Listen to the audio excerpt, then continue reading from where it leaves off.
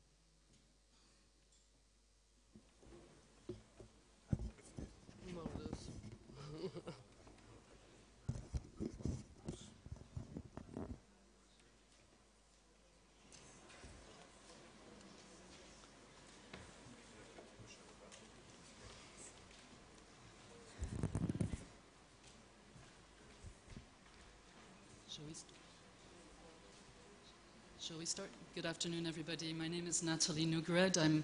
I'm with The Guardian. I'm French, and I'm based in London, and it's a pleasure to be here in Belgrade. We're going to be having a discussion with the Prime Minister for about 45 minutes. And if you agree, I was thinking maybe at some point we would open 2 questions from the room. So as we discuss, please prepare 1 or 2 questions about things that I may have overlooked or that you are particularly curious about. And I wanted to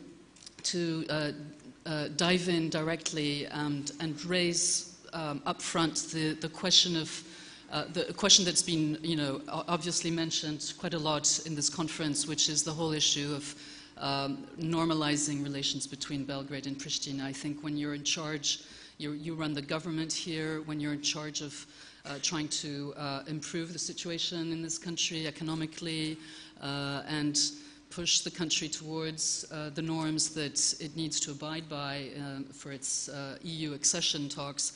Of course, the stumbling block, to say the least, of the relationship with Pristina factors in very quickly. So we've heard at this conference how much still needs to be accomplished, of course, but we've also heard about different takes on what the solution should entail. And we've heard different takes from the American side, with earlier today Matthew Palmer, and we've heard a different take from the German side yesterday. When the German ambassador was here, he expressed doubts about the notion of exchange of territories. So my question to you is, when you look at these conflicting opinions or efforts coming from countries that Serbia has to, is obviously in relationship with in its diplomatic relations, how do you approach these conflicting views? Some people saying territorial swaps make sense, some people saying they don't make sense. As the person who's trying to solve the domestic problems in this country, how do you, and trying to push the EU agenda in this country, how do you deal with those conflicting messages from Serbia's partners? Okay. I will, where to start? I think I will start by saying that status quo, or the frozen conflict that we have right now, is not in the interest of Serbia. And I am absolutely, as the Prime Minister, I'm absolutely certain in that. I'm absolutely positive. I have no doubt in my mind that the frozen conflict is not in the interest of Serbia. And if people ask me why, there are many, many things that I can say. I will try to be brief. Firstly, I always say frozen conflict is exactly what the word says. It's a conflict. Whether it's a frozen, heated conflict, reheated conflict, whatever it may be, it's a conflict. As the country in the 21st century that needs to, wants to, but let alone wants to, needs to actually leapfrog in the interest of its citizens. We need to have more jobs, we need to have better income, we need to have a better quality of life of our citizens, we need to have more efficient, more transparent public administration, a lot to be done in terms of the rule of law, all of these things. You cannot have a conflict on your hands because people will not come and invest. We've been very successful in attracting FDIs, but that is really down to extreme efforts from my predecessor as the Prime Minister, to him still today as the President, myself and my team, the whole team in the government. This hasn't been something that is institutionally led, and we need for it to be institutionally led. The money that is available through financing for our startups, our SMEs, all of that, is comparatively more expensive than the money that is available to their competitors elsewhere in Europe, because that money has to have this inherent risk inbuilt in the interest rates. There are many, many other things. If we, you know, and I told you when we just had a brief meeting, you know, I often find myself in a very schizophrenic situation where, you know, you have in the morning meetings about Serbia's full membership in CERN, because it's important for our research, our universities, our faculties, you know, and then I have a meeting about the, you know, what can be done in terms of fourth industrial revolution for our startup innovation companies, the incentive schemes for IP to be developed in Serbia. And then the next meeting is about incidents, armed incidents, you know, some armed threat in Kosovo and Metohija. And so you have, you know, you have to deal with this 21st century economics and politics that is important for our citizens, for us to have finally a better quality of life in every sense of the way, not just economic, but political, administrative, all of that. And then you have to skip to, frankly, a 19th century politics of armed conflicts or potential armed conflicts. And that is, if someone asks me, you know, why frozen conflict is not in the interest of Serbia, it's precisely why it's not in the interest of Serbia, because it will always hold us back. Now, perhaps we will have to be forced to stay in that kind of a frozen conflict. I'm hoping not. But, you know, I don't think that that should be our decision or our choice. And then the second thing that I want to say is that by discussing on any potential resolution, and whatever the resolution is, it has to be a compromise.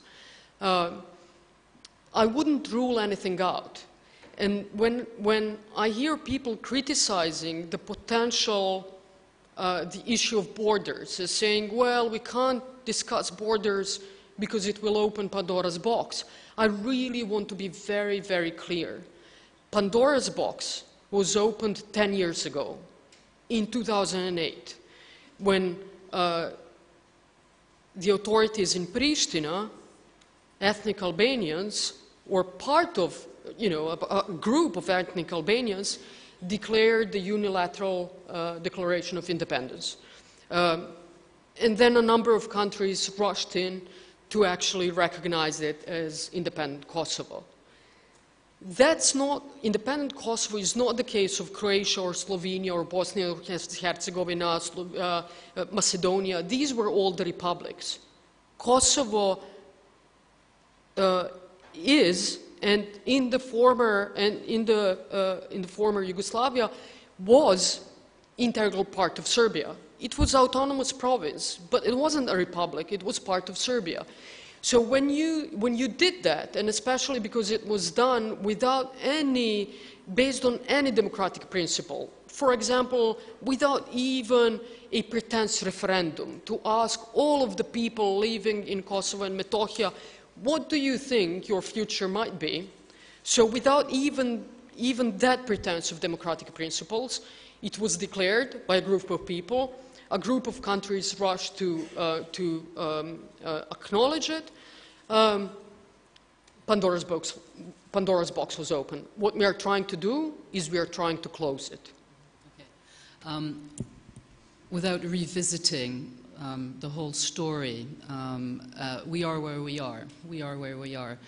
And my question was, as Prime Minister and working on this EU accession dossier, does it complicate your task to hear representatives of the German government, of Germany, say this solution that's being envisaged, territorial swaps, is a non-starter, it's not a good idea? Does that complicate your task? It certainly does, at least to an extent. You know, I think that, again, I think that we are nowhere near the solution So I think it's already discouraging when you're not even near the solution to anyone to draw the red lines. Let's see whether there is any kind of a solution that is acceptable to both Belgrade and Pristina, and then discuss it, rather than actually saying, well, these are the red lines in a very complex issue, in a very emotional issue, where you don't even know whether there might be any kind of potential resolution that is acceptable to both Belgrade and Pristina. To actually burden that whole process with additional red lines, I think is anything but helpful. So you're much more, you feel encouraged by the American stance on this so far. What you heard perhaps today from Matthew Palmer for you is an encouraging signal. You welcome US involvement on this question.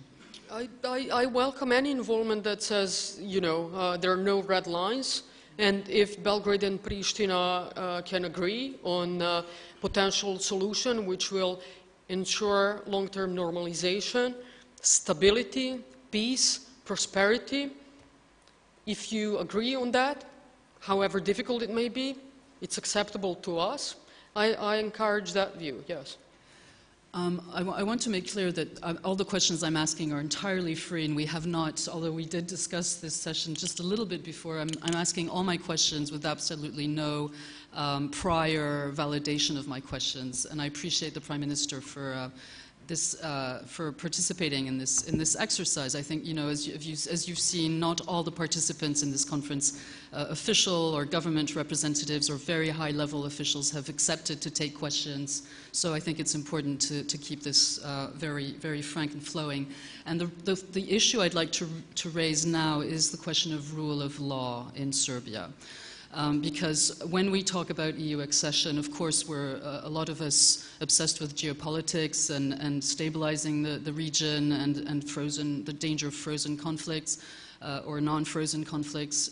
We focus a lot on this issue of Belgrade, Pristina. But the issue of rule of law is as important, if not, I would say, you know, more important, because that affects the way people live in this country. It affects it today, you know. How is democratic rule of law observed in Serbia? And in the EU Commission report, which came out this year in April, on the issue of freedom of expression and freedom of the media, the comment was negative. The EU Commission report specifically says no progress was made on freedom of expression, a matter of increasing concern. So I'm not just asking this because I'm a journalist, but because I think that indeed freedom of the media is something that facilitates good governance. It's not a threat to reform or modernization. It facilitates it. So how do you react to this this assessment by the EU Commission that there's been no progress in freedom of expression and of the media in Serbia since the last report? Well, firstly, I have to say that I fully agree with you. I think that freedom of expression and free media is a basic principle in any democratic society. So, you know, there is Serbia still has a lot to do in terms of the freedom of the media. But I would say that, you know, without actually blaming anyone in particular in the past, I would say that not just this government, but the previous government as of 2013, 2014, basically inherited the problem. So this was also identified as the problem, as the problem back in 2009, 2010, 2011, by the Anti-Corruption Council as well in Serbia. So this is a problem that is not in any way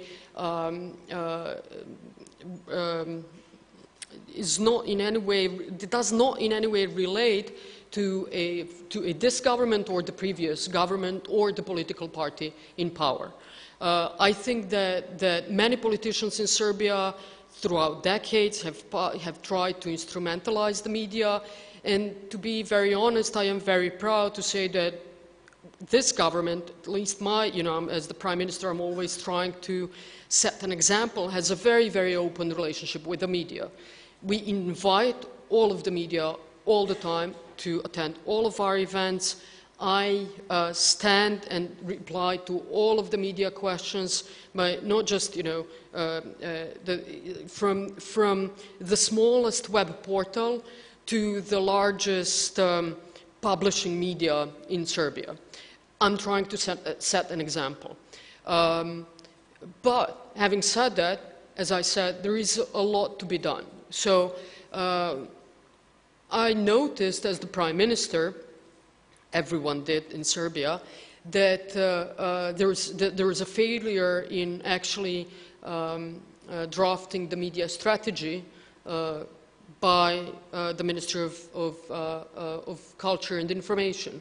So I've initiated a meeting with all of the media associations, asked them what we can do in order to try and resolve this, and also open very frank dialogue with the media representatives. What they've asked for two things, basically. One thing is that we start from scratch on the drafting the media strategy, and that effort is actually led by my cabinet rather than any ministry in particular. We said yes. The other thing that they've asked for is that we compose a kind of a coordination body which will work with their team for dialogue, and that coordination body is also led by my cabinet. I said yes. So if we are not successful in the months to come, I have no one else to blame but me. So now I'm in charge of this process, and I'm hoping that we will slowly make some kind of avenue for dialogue. And it will be difficult and it will take time, but that we will slowly try to build trust. And I am fully personally and politically committed to it. We are meeting on a regular basis. We are trying to resolve problems that the media have. But at the same time, we have very different views. I'm trying to be very open, very frank here. We have very, very different views. I feel that there is a freedom of expression in Serbia. I read criticism about myself and about my government every day in the media. Apart from that, we have to say that we are living in the 21st century where the social media cannot be influenced, or can be very, it's going to be very, very difficult to influence the media or censor the social media. Serbia is never going to do that. So it's very difficult to say about censorship in today's world. So I think that there is a freedom of expression in Serbia. There are many examples. However, what I think in a democratic society, in a truly democratic society that we are, I think, trying to be, it doesn't matter what I think. If there is media representatives out there who think that they're not free to do their job, it is my job to listen to them, talk to them, and try to establish an environment in which they will feel safe to do their job. Prime Minister, you've just said that you don't feel there's been any specific responsibility of the current government or the current team in power in terms of media freedom being under threat. But I'd like to push back slightly on that by reading just a few lines from this year's report of Freedom House, which I think we'll all agree is an NGO that does monitoring of freedom of the media in an independent way across the world. And so this year's report by Freedom House says, in recent years, I'm just reading it, bear with me, 3 sentences. In recent years, the ruling Serbian Progressive Party has steadily eroded political rights and civil liberties, putting pressure on independent media, the political opposition, and civil society organizations. The report identifies a downward trend. This is this year's report. And it says this downward trend is due to President Alexander Vucic's continued consolidation of power, including through opaque party financing methods, politicization of law enforcement, and attempts to undermine critical journalists with financial investigations and smears in government-friendly media. Now this is rather severe, but I must say that Freedom House classified Serbia in the free category. It did not say that the media in this country, that this country is non-free, but it introduces these comments which are rather severe. And I understand from your position it's going to be difficult for you to agree with especially the comment about President Vucic's consolidation of power. But still, the question of undermining critical journalists with financial investigations and smears in government-friendly media. What do you intend to do to make sure that intimidation of journalists in this country and attempts to discourage journalists and media organizations from being critical of the president or the government, what do you intend to do to protect the rights of journalists to be critical and not to be smeared or intimidated through financial investigations, for example? Firstly, I do not agree with that analysis. I don't think it's objective at all. You know, you had, I remember, and I often say that since perhaps, you know, people forgot about that, Freedom House obviously including, is that back in 2003, at the time Prime Minister called, during the press conference, called media representatives, certain journalists, a marginal incident. I would never do that. I don't think that people would even could conceive that I would do that. So that has changed. Just the respect towards the journalists, not to refer to them like in those kind of manner. Also, you know, back 2006, 7, 8. Some of the members of the ruling coalition physically assaulted journalists during interviews.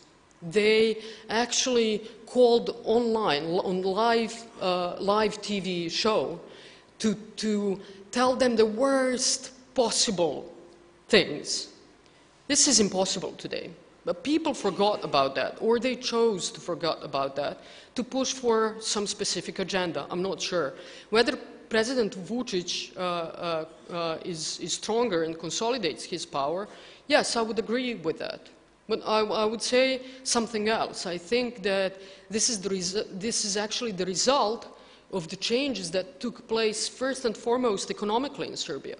I think it's obvious that he's more powerful as a result of the fact that, for example, he came into power when the unemployment was 24% and above, and today is less than 12%.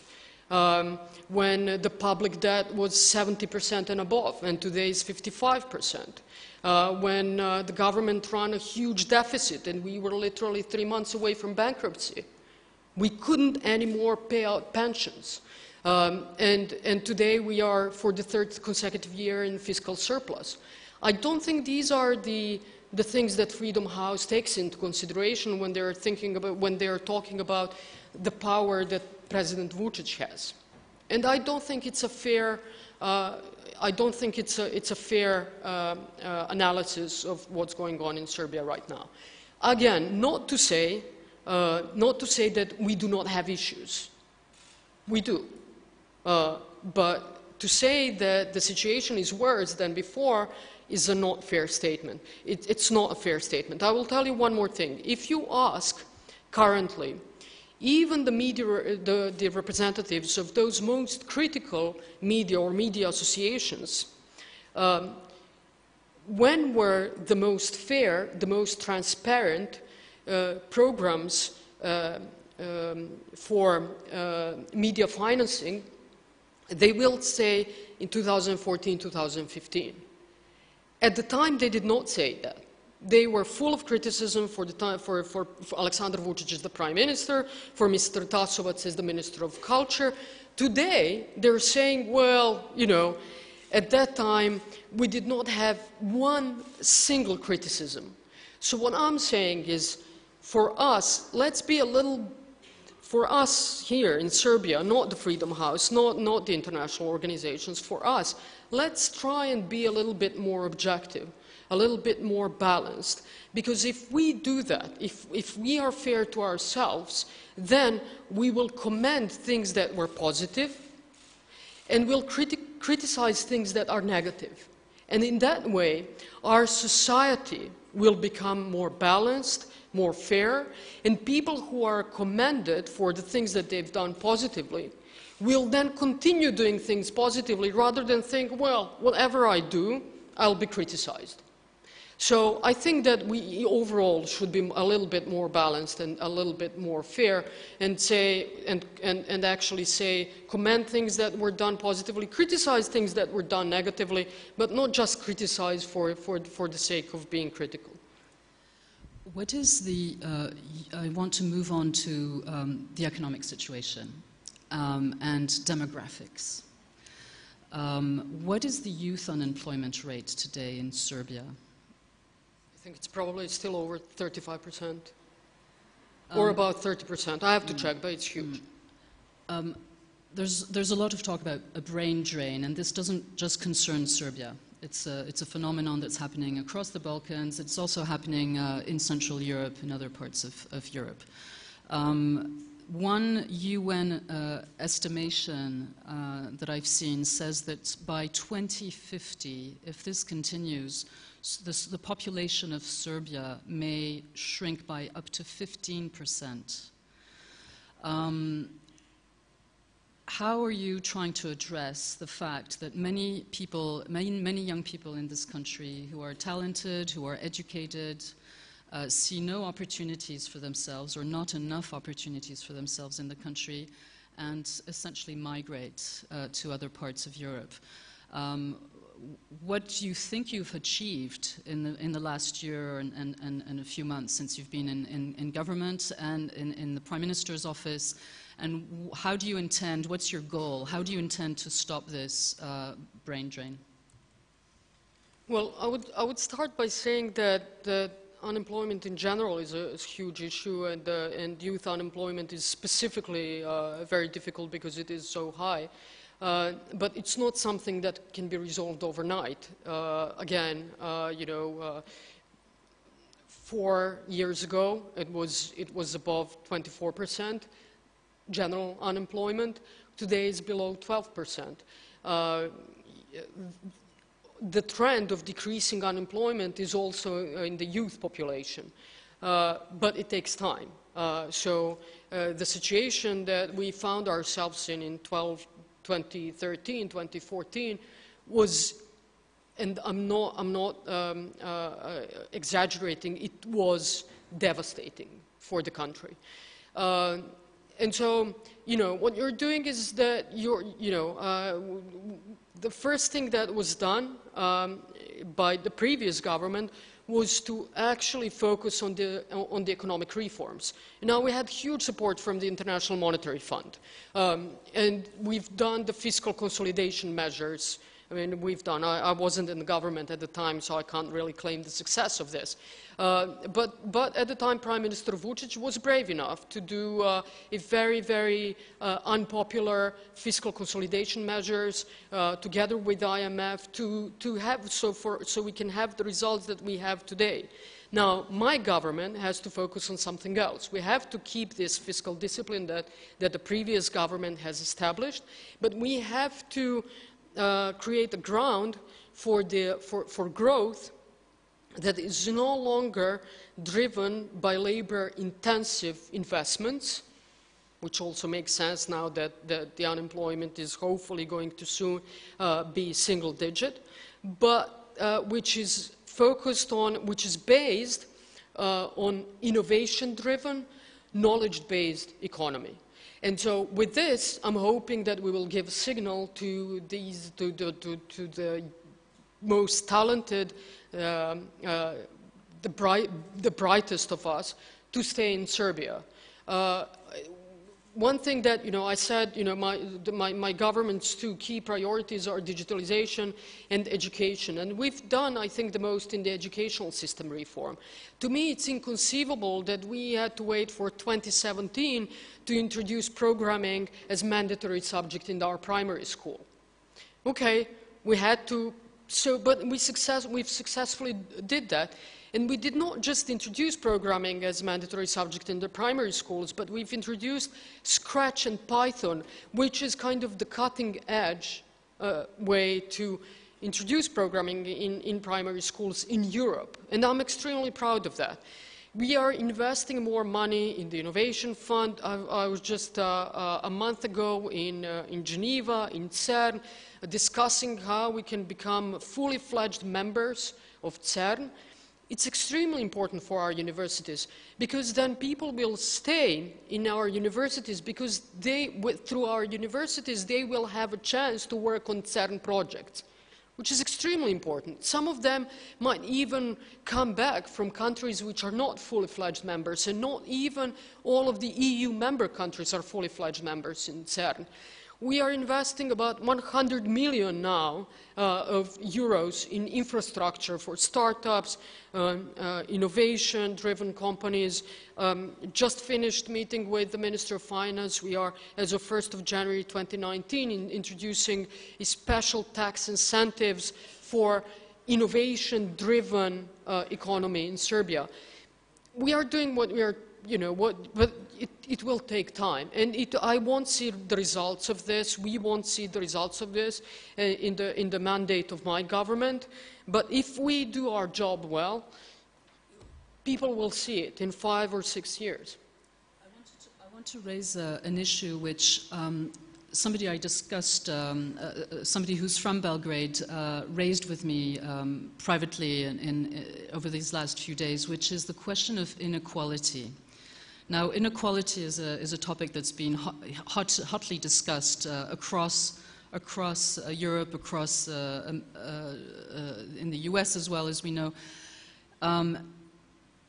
And this person said to me, actually, there's a topic that doesn't get discussed enough in Serbia, and that's inequality. Because behind the improved macroeconomic statistics, in fact, there's a growing sense within this society that some people have it much better, much better, well-connected, oligarchic structures are close to power, people who can make their money in sometimes opaque ways. And I'm not saying this is unique to Serbia. I'm raising an issue which I think does concern also Serbia.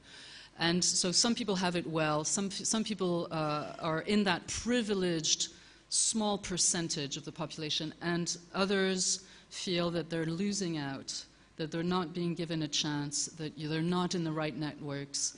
And of course there are ways to evaluate inequality. There's the Gini coefficient, etc. But could you tell us a little bit, if you hear this kind of complaint, if you're aware of it? And personally, I think that the notion of inequality in a country where there are questions about rule of law, about democratic stabilization, this can, if these two things get combined, a sense of this is an unequal society, and the sense that not everybody has the possibility of having his voice heard, then that makes for a dangerous cocktail over time. So could you tell us a little bit about how you are aware or not of this question of inequality in Serbia? I think there is certainly a large disparity between those who are poorest and those richest ones. And as you said, it's not unique to Serbia. But again, my job is Serbia, so I need to focus on Serbia. You're also right in saying that we do not discuss this enough. Now, a big part of that is I see again two things with that. If I analyze it now on spot, One is the regional development. Obviously, we have local governments which are with huge unemployment, which are in terms of road connectivity, broadband, all of that, in a much more disadvantaged position than Belgrade or Novi Sad or Niš, even to that, if we talk about that. And so we need to work more on that. Again, my feeling is that we are, and there are now factories being opened in municipalities that did not see new investments or new factories for decades. The second one is, and a lot of this is also down to pure infrastructure, people actually being able to travel across Serbia. To me, it's still unbelievable that, I will tell you, when I became the Minister of Public Administration and Local Government in Vučić's government, it was unbelievable. You see, Serbia is not a big country, but if you travel throughout Serbia, you would think we are, you know, one of the biggest countries in Europe, because by the time, you know, it takes you to go from, for example, from Niš to Užice. It's ridiculous. You don't really know which way to go because we have no infrastructure. But again, it doesn't happen through overnight. You know, we are investing more than we've been investing ever in capital infrastructure. I'm hoping that we are soon, in the next few months, going to finish Corridor 10, continue next year with building Corridor 11 to Požega, you know, the corridor connecting Corridor 10 and Corridor 11. You know, we are also going to have the first digital corridor. It takes time. And then what was the second thing? One was the regional connectivity. The other one I can't remember. But it is a big issue. The other one, rule of law, as you said, rule of law. Again, in terms of judiciary, there is so much for us to improve. If you ask our citizens, are they satisfied with judiciary? They will say no. If you ask our businesses, are they satisfied with judiciary? They'll say no. If you ask the biggest of investors who are coming to Serbia, what is their perhaps number one issue that they have, they will tell you, whenever we come, we want to make sure that if we have any issues, that international arbitration is actually in charge of resolving our issues, not Serbian courts. Now, I do not believe that this is solely because of the political influence over judiciary. And I think criticizing judiciary in Serbia in terms of the rule of law simply by saying, well, if there is less of the political influence, things would be much better, I think that it's not true, and that we are going to make a huge mistake if we oversimplify things. And so now, when we are talking now for a year about judicial reforms, and I'm hoping that in early next week we will finally get the comments, the final comments from Venice Commission, and that we will be able to proceed with constitutional amendments to strengthen the rule of law in Serbia. I think we're talking about more independent judiciary, but I always repeat, we're also talking about more efficient and more accountable judiciary. You know, not everything is about political influence. We've seen people who are waiting for their rulings on their cases for 15, 20 years. People who, no one called the Prime Minister, you know, no one called me, no one called the Minister of Justice, no one called President Vučić to say, you know, to say stop this. No, it's the efficiency of judiciary, and judiciary needs to be accountable for that. And so I'm thinking that, you know, that the Minister of Justice has done a fantastic job in balancing the, you know, and that in balancing this, and that as a result of the constitutional changes, we will have more independent, but also more efficient and more accountable judiciary, which will then actually serve to protect all of the citizens and all of the businesses in Serbia, whether they can call the minister or not call the minister. Okay, thank you. I think we have what, 15 minutes or so left, is that correct? So are there any questions in the room? This is your opportunity. I'm sure I haven't covered all the ground. So I see 2 questions there. Are there any women who want to ask a question? You know, let's get the women voices out here. Okay, so I'm going to take the gentleman there. Please, the gentleman to your left first, if that's possible. And then you will take the 2 questions together. Thank you.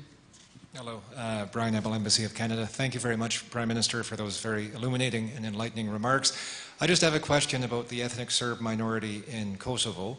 The population there, the ethnic Serb population, has come under significant pressure not to participate in attempts to create a multi-ethnic security force in Kosovo. I was wondering if you might explain how that serves the objective interests of the population living there and is not, as some people perceive, an expression of frustration or anger or an attempt to increase Belgrade's bargaining leverage vis-a-vis Pristina. Thank you very much. Thank you. And the gentleman next to you, briefly, thank you. Sure. Kurt Bassiner, Democratization Policy Council. I want to ask you a question about your relationship with Bosnia, stepping off from Kosovo. Serbia has a policy of supporting the continuation of the KFOR mission in Kosovo, so long as the situation remains as is, as I understand it.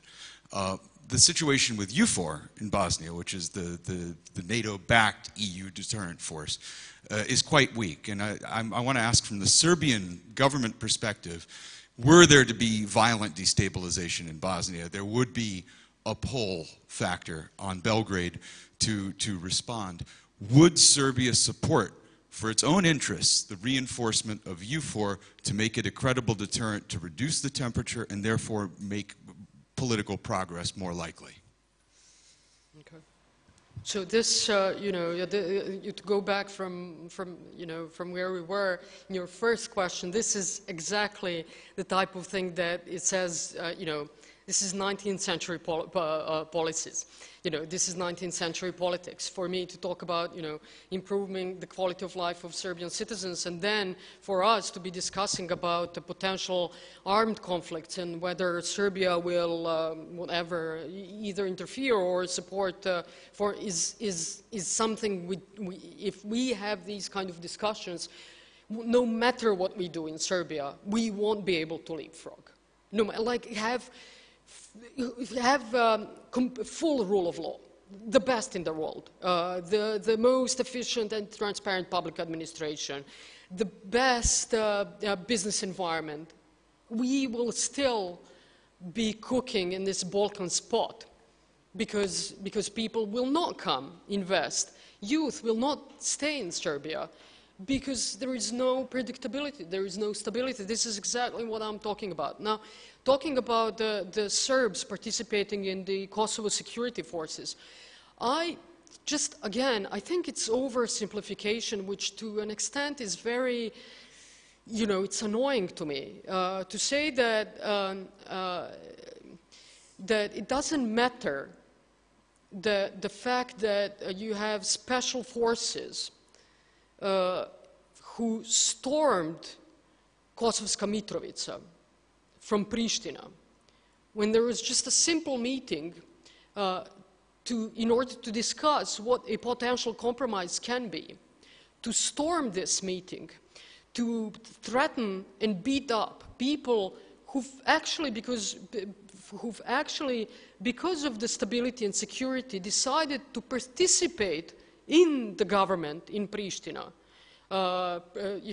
Threaten, beat up a person who's the minister in the government by those security forces, be it ROSU, KSF, or whatever, security forces.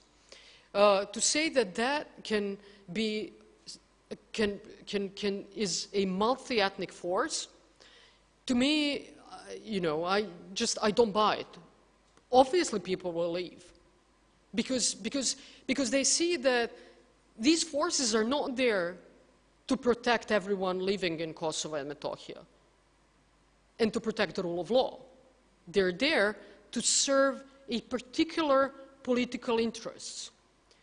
These security forces, or also, I know I was in London that day, stormed one of villages where Serbs live, arrested 5 people for no particular reason. Obviously, Serbs will leave.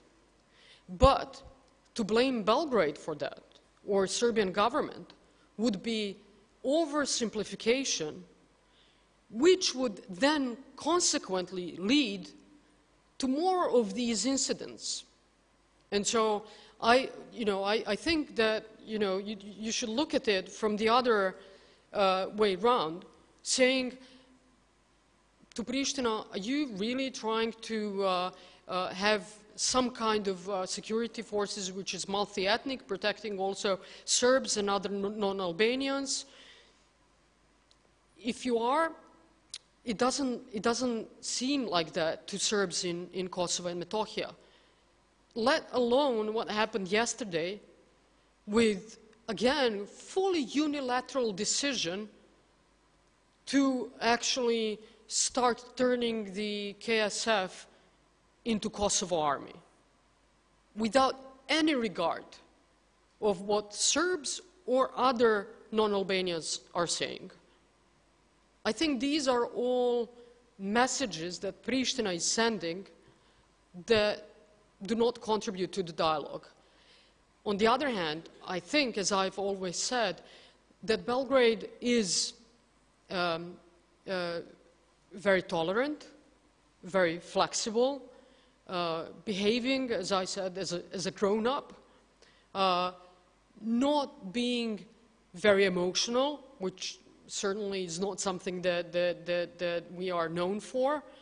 But I'm proud of this new stability, patience, tolerance, trying to figure out, well, we can play on these cheap, play and try to gain some cheap political points, but really this is not going to contribute to what we are trying to achieve in terms of leapfrogging, because that's what Serbia needs. So, okay, are there any on other Bosnia, questions? I hope Serbia will do whatever it takes to contribute to the overall stability in Bosnia and Herzegovina.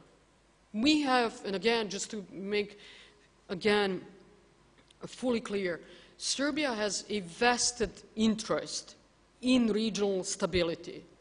Much more so, and this is where I get pessimistic, much more so than I would think perhaps anyone else in the region. We have as of 2014, we have established all of the groundwork, all of the basis for our future, much more dynamic, much more sustainable growth. But if the region is not stable, Serbia won't be stable. We won't be able to capitalize on the things that we can now.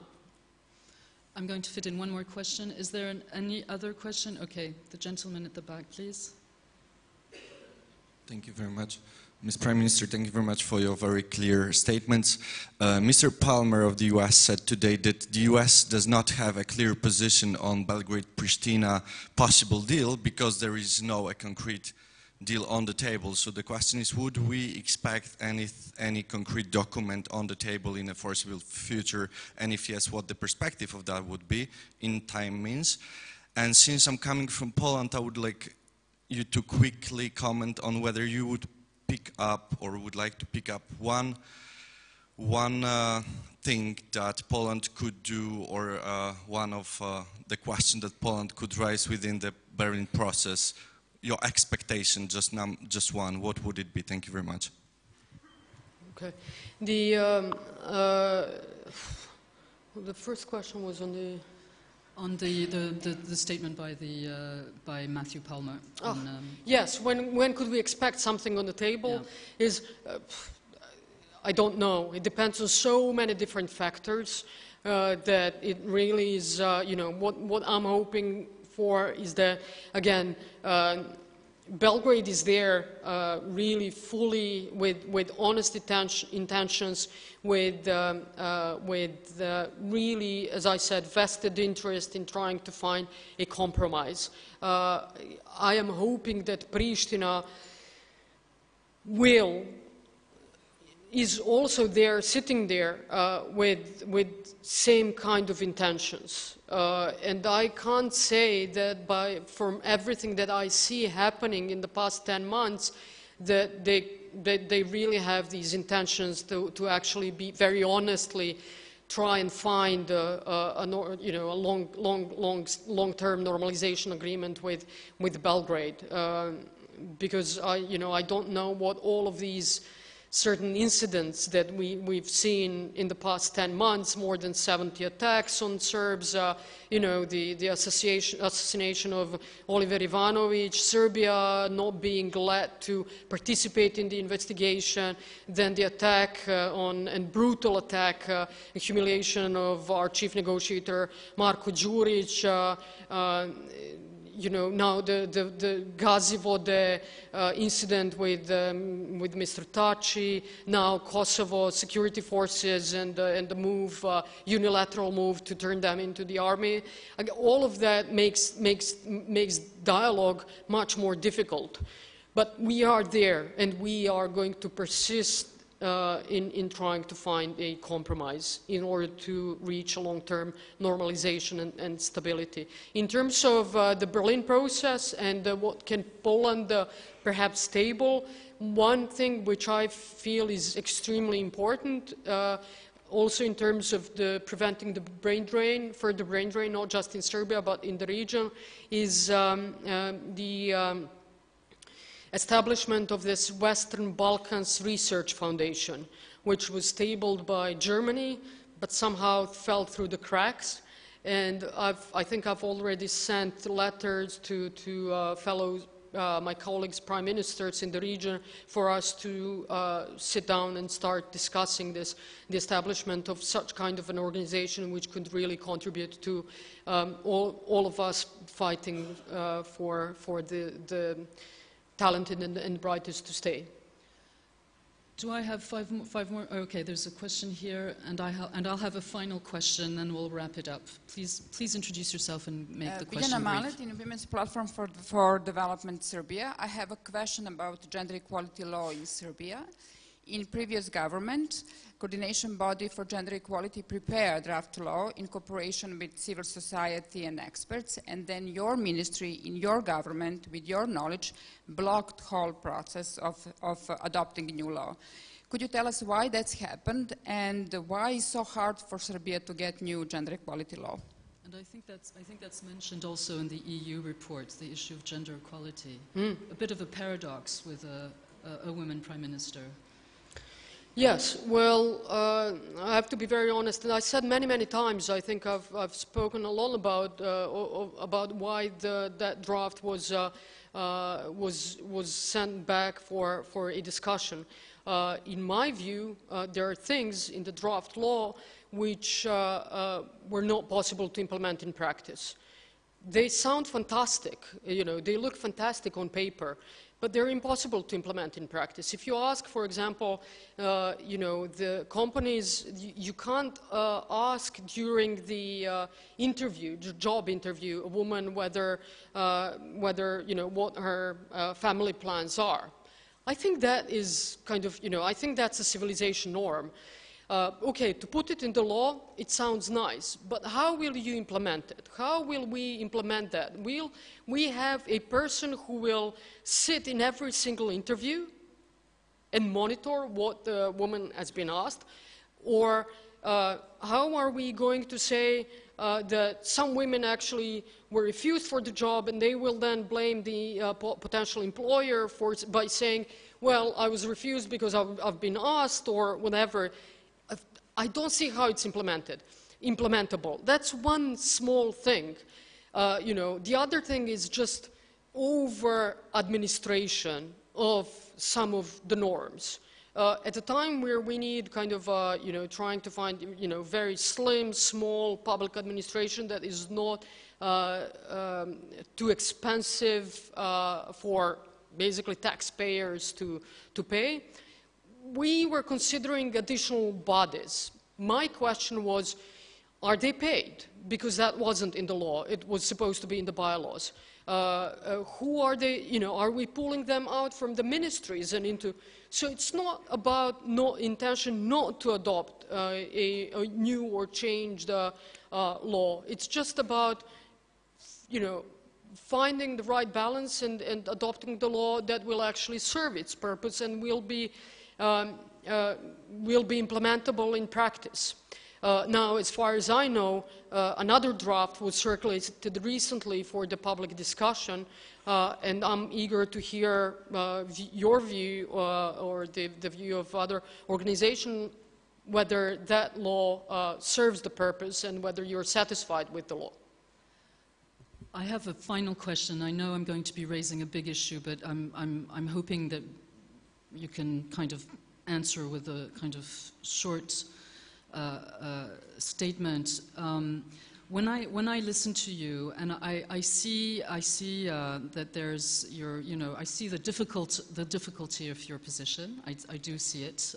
Also, in a context where this country has a strong man, making most of the decisions. And is seen as such. So I see the difficulty of your position. I also see the message that you're sending out, which is, yes, Serbia, the government that I run, does have an interest in having the Balkans stabilized, and we do want to work towards normalization. But I also hear in your sentences that how difficult it is going to be to build the bridges with Pristina, and because when you mention Pristina, it's mostly in a negative way. I don't hear, and I understand the context, the political context in this country, but it makes me slightly worried because I don't hear any opening towards, and I know this can be historically difficult, of course. I'm French, and I know what the history of my country and Germany has been in the post-war period, and how this took a lot of work to reconcile, and it took certain circumstances which maybe are not met in the Balkans.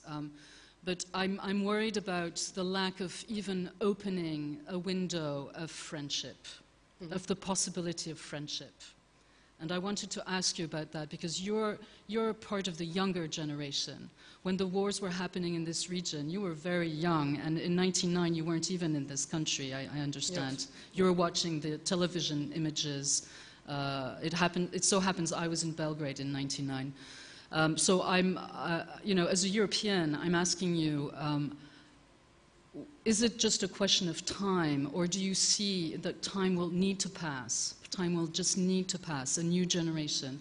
Or are you aware that you will have to be sending out messages of also the possibility of friendship with Pristina? Neighbors and friends. Well, whether we're going to be, I don't view Pristina as neighbors. I view Pristina as part of Serbia. In that respect, I can't say that they are neighbors. As for the possibility of friendship, absolutely. I was extremely. I remember the day when Serbia was actually not one of the advocates, but the key advocate for Kosovo Chamber of Commerce participating in the European Chamber of Commerce. I think that was fantastic. I really am truly happy with every single little achievement that we can make.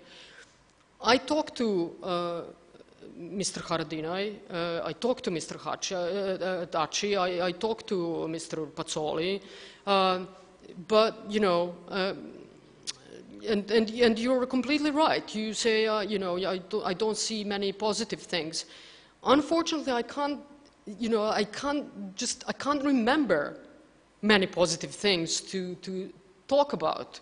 And I will give you another example today that I simply, because I've been in the politics for barely 2 years. So, I'm still not really, and I hope I will never be very professional versed in this, saying one thing and doing the other thing, as some of the politicians are.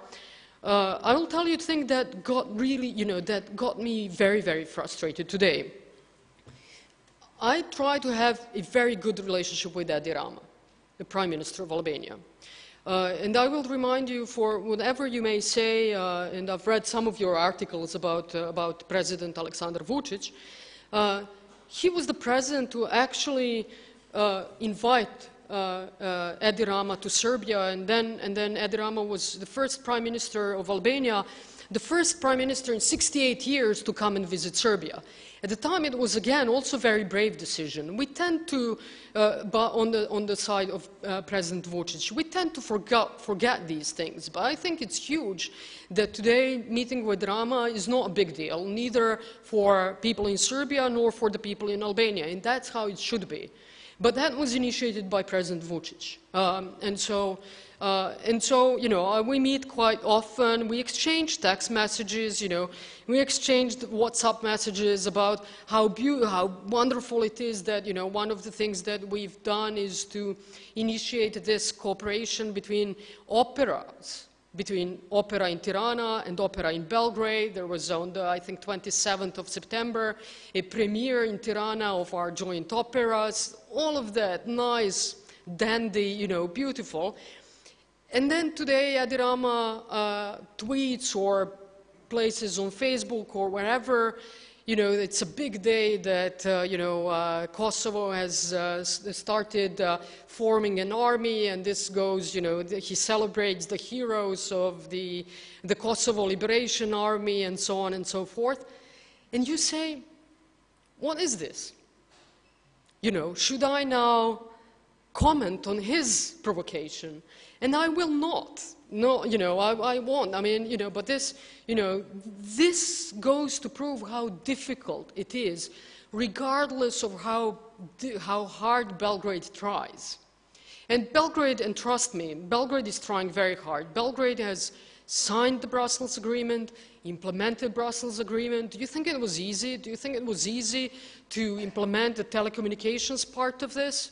The judiciary part of the Brussels Agreement, the policing part, the security part of the Brussels Agreement, but people tend to forget and and again oversimplify things.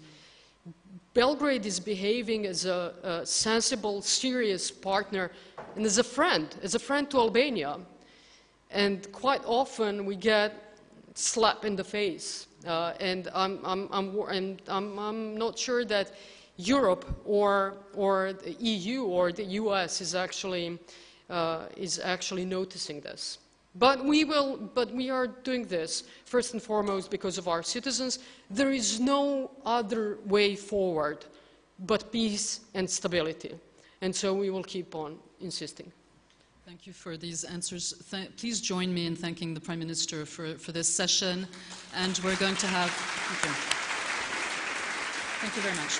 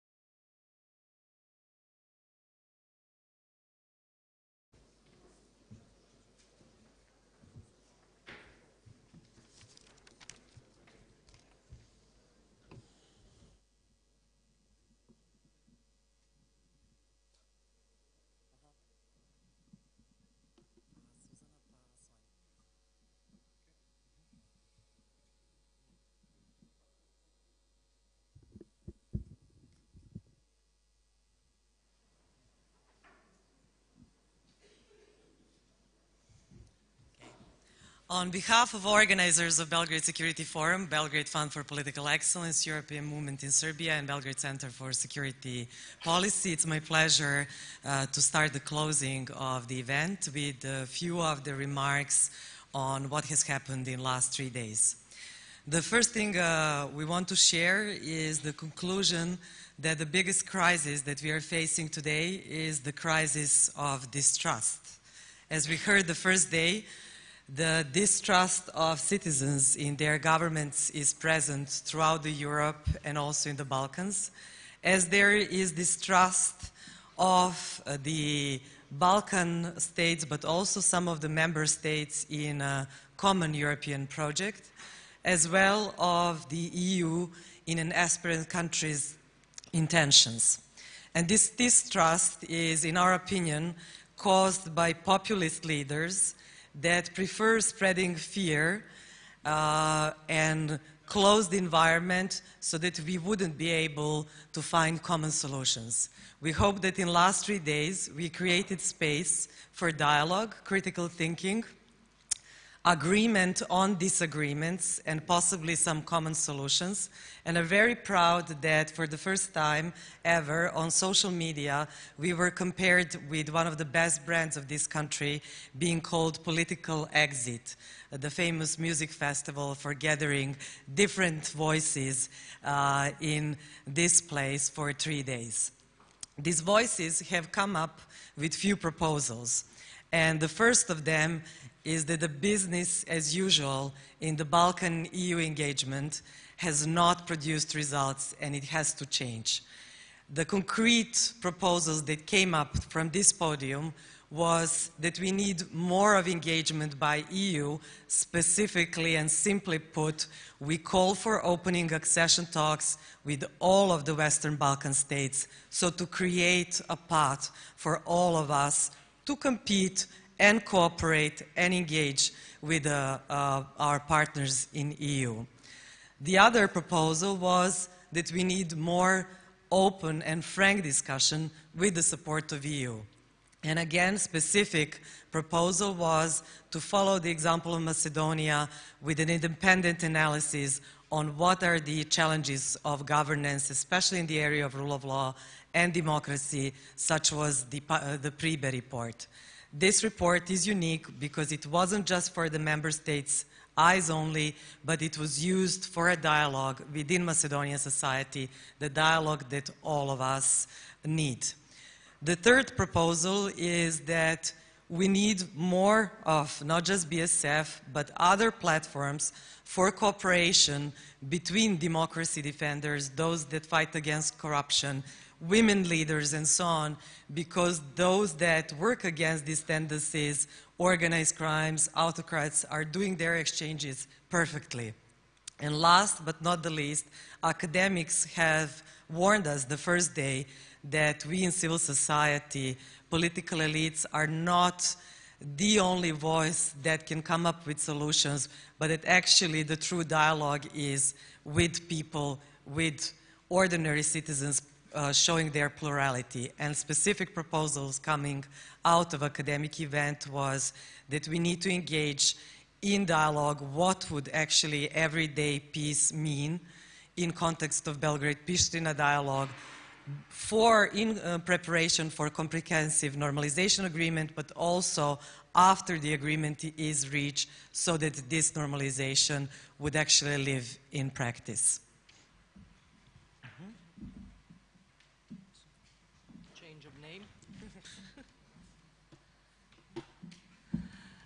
Dear friends, partners, and participants, this is the closure, the final small speeches. Don't be afraid, speeches won't be too long. Sonia has already said many things that I actually wanted to say, so we will not repeat ourselves. This forum had one roof topic, how to address the new normalcy. And it highlighted the need for building resilience in addressing the new normalcy. What is new normalcy? Constant crisis, economic, political, cultural, social in general. But there is also one specific pathological normalcy, There is the populist radical right, which is gaining ground everywhere, not only at our continent, at other continents as well. And it uses tools that we should be very aware of, such as fake news, alternative facts, disinformation in general. We know that truth is rarely pure and never simple, but it's certain that we are facing a decline of global freedom and democracy, a deterioration of common values and the rule of law. So these are the topics that were addressed in these three days in our Belgrade Security Forum. There is also one thing at the end that I want to say, being someone who's dealing with the EU and Serbia's accession to the EU for many, many years. And that is what I heard from one of our dear participants from Ukraine. And that is that our vision of the EU is no longer romantic. There is no romance in the air, but very realistic. We are aware that the benefits are big, and that is why we should remain committed to become a part of it, but sooner rather than later. Because our citizens deserve not only a perspective, but a credible commitment by the EU, because they have been patient and resilient, and because they still have faith in a great European project for all. So as much as the EU wants a stronger Western Balkans also need a stronger and resilient European Union.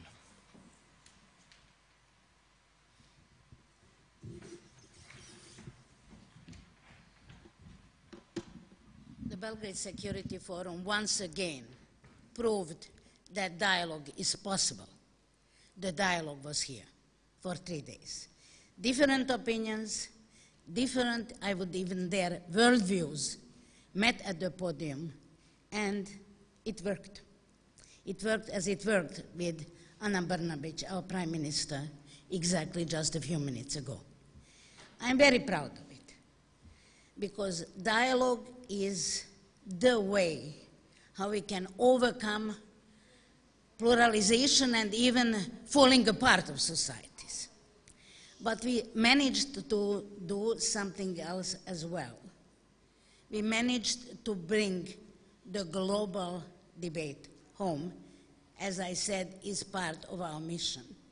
We had excellent sessions on the Middle East, on the Asian century, and in fact our last panel on the 4th Industrial Revolution proved that either we learn what is happening in the big world, or we will make ourselves really marginalized. So learning, thinking of new things, and not only daily politics. Of course, daily politics is very important, but that will not make us smarter. If we want to leapfrog, we must be smarter, and we have to jump. I think the 8th Belgrade Security Forum made a very clear jump into the world issues, but also into the future that is already here with us, more with some others than us, and we should do our best that that will be our future as well. Now, I want to first and foremost thank the future of this country. I'm changing the order. And these are the volunteers there in the back.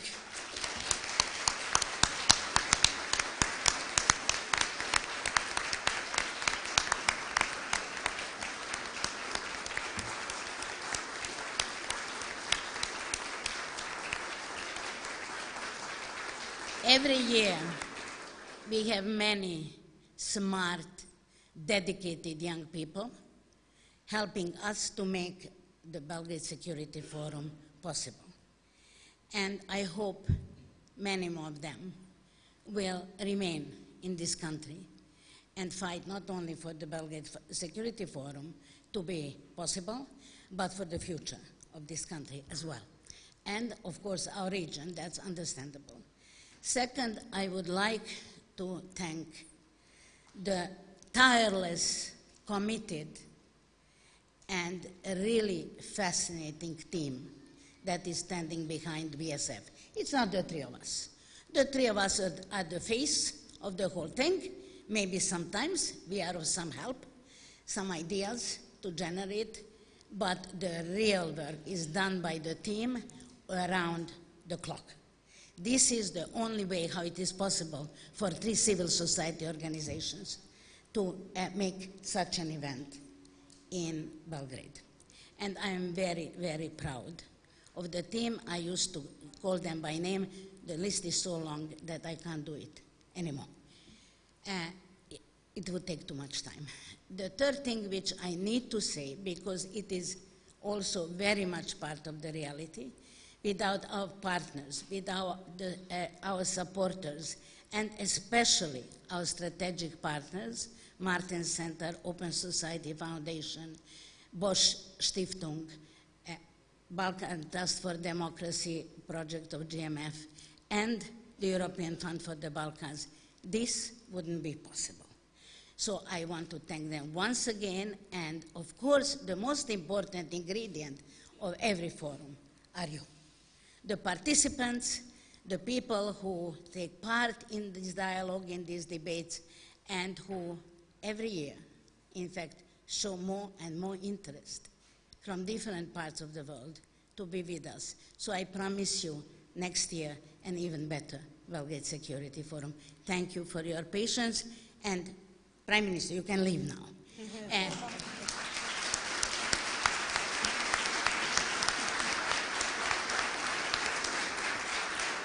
Thank you for your patience, and I invite the team up here and the volunteers for a photo.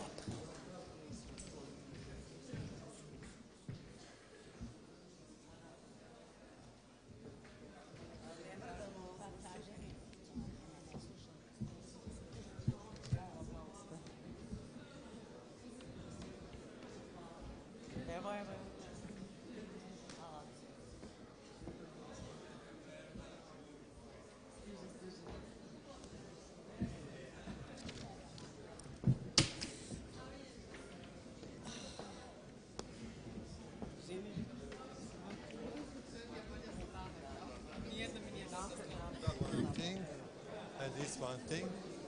A uzmite i govorec.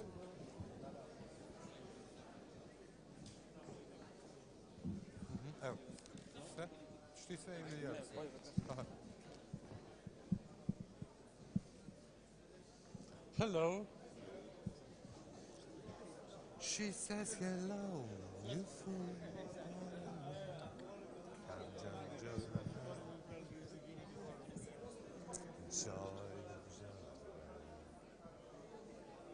She says hello, you fool, I love you. That's all, folks. Dobro. Evo ovako. That's all, folks. Podignuti mi je mikrofon, a neko se čuje tamo da